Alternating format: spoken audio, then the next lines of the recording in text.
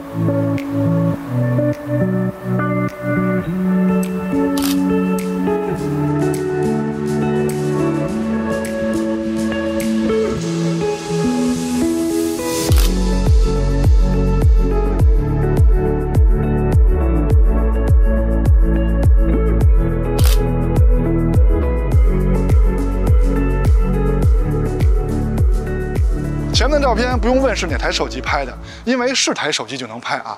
关键是您得参与到摄影中来。欢迎收看 ZPH， 记得点赞加关注支持我们，因为这样对我们的独立发展非常有帮助。下面就来看看这两台手机在影像方面的表现吧。来看过上期节目的朋友都应该知道，索尼这台手机在拍摄的时候给你带来的拍摄体验还是非常棒的，体验肯定是其他手机不能比的，当然也包括这台 vivo。索尼这台手机有一个专门的快门按键，在熄屏的时候就可以快速调出拍摄界面，而且在拍摄界面中呢，也有很多丰富的手动调节选项。实体快门按键也是半按对焦全按拍摄，整体的操作体验在拍摄的时候可以说是非常到位的。那么这点呢，没有操作过的朋友可能是没法理解的。那么有过亲身经历的朋友一定会认为它在拍摄的时候很加分。但是啊，在成像画质上，它可能就打不过这台 vivo X90 Pro Plus 了。那具体差多少呢？咱们后面慢慢说。先说一下两台手机的整体后摄配置啊。索尼一共3颗镜头，主摄超广角，还有一颗3.5倍到5.2倍的光学变焦镜头。注意啊，只有这一颗镜头是光学变焦，主摄跟超广角都是定焦镜头。vivo 这边呢是4颗光学定焦镜头，主摄超广角2倍和3.5倍。那下面我们还是先从主摄开始对比。从参数上说 ，vivo 更占优，感光器是 vivo 的更大，原生像素也是 vivo 的更高。从实拍样片上看，我更喜欢索尼的色彩啊，当然也只限这一个场景啊。它们俩呢运用都是默认设置。中心解析力方面，从光学上说两边是差不多的，但由于索尼那边颜色好看，好像看起来它的解析力也更强一些。镜头的光学质量方面，索尼的边角画质把控的更优秀一些。看过往期节目的朋友应该早就知道这点了。再换一组对比，这回颜色的差别呢没有上一组那么大了，但是索尼呢还是看着更沉稳一些。哎，注意看这个场景的云彩啊，注意看云彩，一会儿会有不同。中心解析力方面，两边还都是很不错的。vivo 的主摄是有5000万像素高清模式的，但是看天上的云，哎 ，vivo 的高清模式在支出扩张度方面是有问题的，不过在解析力方面吧，确实要强于索尼的主摄。那再看超广角镜头啊，从参数上说呢，还是 vivo 占优势，感光器是它更大，原生像素是它更高，而且视角也是 vivo 的更广。从实拍样片上看，索尼的颜色我还是更喜欢一些啊，更沉稳。视角呢是 vivo 的更广，这个红边就是索尼拍不到的范围。中心解析力方面，索尼的更优秀。镜头的光学质量方面，也是索尼的边角画质把控的更好，但是索尼的视角更窄，感光器呢也是索尼的更小，这点呢也是理所当然的。再看一组对比，颜色方面还是索尼的更好看，对吧？中心解析力方面啊，没错啊，默认状态下呢就是索尼的解析力更高，但是呢 vivo 的超广角是有4800万像素高清模式的，在高清模式的加持下呀，解析力确实要强于索尼了。再说微距拍摄 ，vivo 这台手机呢是有微距模式的，但是它是用超广角数码变焦来拍摄微距的。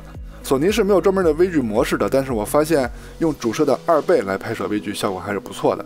总体来说呢，他们俩从实拍上看啊，效果半斤八两吧。再说中长焦镜头啊，先说中焦这块，索尼呢是有一颗3.5倍到5.2倍的光学变焦镜头的，但严格来说呢，它是没有中焦镜头的，因为3.5倍呢已经算是长焦了。vivo 这边是有一个2倍的光学定焦镜头的。再说长焦镜头，索尼呢还是3.5倍到5.2倍的光学变焦镜头，那也就是说它的光学焦段呢最长可以到5.2倍，而 vivo 呢是3.5倍的光学定焦镜头。照片呢先从2倍开始看，颜色的差别还是非常大的，你们更喜欢哪边拍摄出来的色彩呢？那中心解析力方面啊，光学镜头的 vivo 解析力优势还是很明显的。还有呢就是 vivo 的2倍还有5000万像素高清模式，打开高清模式之后呢，解析力的差距就更大了。现在是3.5倍的对比，索尼那边3.5倍到5.2倍是光学变焦镜头啊， vivo 是3.5倍的定焦镜头，解析力的差距呢也是挺明显的 ，vivo 的更强。而且呢 vivo 的3.5倍还有6400万像素高清模式，那解析力方面的优势啊就更加明显一些了。现在是5.2倍的对比，索尼那边5.2倍是光学镜头啊，就是那颗3.5倍到5.2倍的光学变焦镜头。vivo 的5.2倍呢就是3.5倍的数码变焦，悲催的是啊，解析力依然是 vivo 的更强。再看一眼10倍的对比吧，这回它俩都是数码变焦了。解析力的对比结果呢，大家都应该知道了 ，vivo 的更强。再说前摄的效果 ，vivo 这台手机呢是非常擅长前摄自拍的。那索尼跟它比起来呢，乍一看呢，两边还都是非常不错的啊。没想到索尼的表现也是很好的，但是索尼前摄自拍的时候呢，一定要端稳。这里呢就有拍虚的照片，在解析力方面是没有 vivo 好的。前摄录像这块，他们俩无论是解析力还是防抖做的都非常出色啊，看起来都很好。就是颜色嘛，稍微有些区别。我更喜欢 vivo 的色彩，你们更喜欢哪边呢？虽然说前摄的表现索尼跟 vivo 是差不多的，但是人像的表现跟 vivo 的差距就比较大了。这个场景呢还是光线比较柔和的阴影里边，那如果换一个光线复杂的场景，索尼这边可以说是惨不忍睹。而且索尼是没有专门的人像模式的啊，它是靠散景功能来拍摄人像的，这点呢我们上期已经说过了。再看直出宽容度，先看第一个场景啊，第一个场景难度不大。先说主摄，索尼这边呢已经看出来亮部细节呈现不足的苗头来了，超广角呢两边都可以说很好看。场景的难度提高一些啊，这个场景主摄的表现虽然说 vivo 那边细节呈现更充分，但是不好看啊。超广角的表现呢，两边也可以说是都不错。那这个场景主摄的表现，暗部细节呈现，索尼就没有 vivo 强了，亮部细节倒是差不多啊，超广角两边还是半斤八两。来到了高难度场景，这回亮部细节呈现，索尼这边无论是主摄还是超广角都是不如 vivo 的，而且差很多。同样的，这个场景也是如此，亮部细节呈现无论是主摄还是超广角，索尼都不如 vivo， 而且差很多。再说夜景的表现，先看第一个场景，无论是主摄还是超广角，两台手机都是比较接近的。那这里要说一下，索尼用的是自动夜景，因为上期大家都看到了，虽然说除了 Basic 档以外，P 档、S 档、M 档啊，索尼都是直出，但是直出的效果呢是非常惨的。那所以这次跟 vivo 对比呢，就一直开着自动夜景了，都是用 Basic 档拍摄的。那换了一个场景，这个场景无论是主摄还是超广角，亮部细节呈现，索尼跟 vivo 比呢还是没法比的。现在是2倍的夜景表现，索尼那边看着是不错的啊，但是亮部细节呈现呢还是没有 vivo 的极致。现在是3.5倍的对比，那这回暗部细节呈现啊，索尼的表现看起来倒是比 vivo 强的。vivo 有一点是非常讨厌的，就是主摄跟超广角是可以永久关闭自动夜景的，但是长焦它不行啊，它还是会转圈圈，这点呢非常讨厌啊。对了，现在是5.2倍焦段的对比啊，同样的暗部细节呈现看起来也是索尼的表现不错，就是亮部细节一直没有 vivo 的好。那同样的这个经典的大光比场景，亮部跟暗部的差距是非常大的啊。那无论是主摄还是超广角，都是 vivo 的好。还有一点，这两台手机虽然说都是蔡司给他们做背书，但是鬼影控制可是 vivo 比索尼强。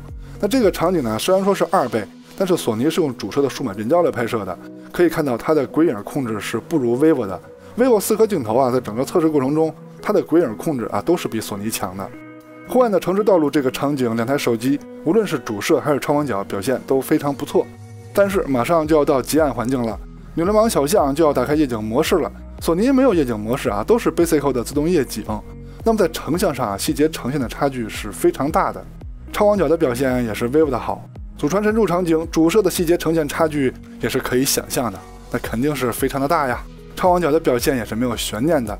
那像这种细节呈现的差距，会一直延续到剑神纪场所啊、祖传神助 Pro 啊，只要是极暗环境，索尼是肯定打不过 vivo 的。